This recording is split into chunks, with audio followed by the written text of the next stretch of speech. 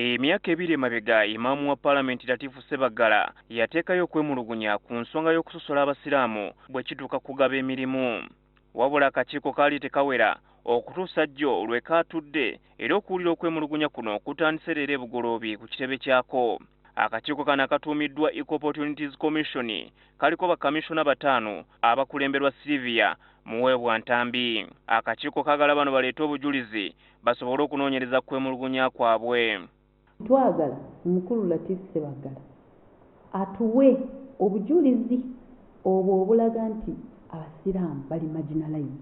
Era bwe tunaatunuulira obujulizi obwo ne bwe tulaba nga ddala obujulizi busaanidde, omukulembeze w'eggwanga tujja mu advisinga, tujja kumuwa recommendations nti enkola eno bw'ekolebwa bw'eti, kino bwe kibeera bwe kiti, kino kye kibeerawo.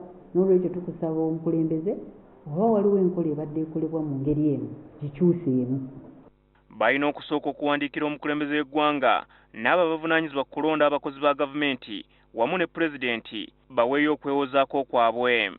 Tugenda kuwandiikira omukulembeze w'eggwanga nga tumusaba tumusisinkane ffe ne ba petitioners abo twogeraganye, kubanga Honorable yennyini agambye azze abasuubiza era ne ku bbaluwa emu eri ku fayiro kuno eriko nti ajja kulaba ensonga eno engeri y'okugikwatamu. Mu kwemulugunya Ssebaggala essira liteeka ku bitongole okuli KCCA ssaako n'ebifo 5 ebisinga amaanyi mu ggwanga okutali musiraamu yenna.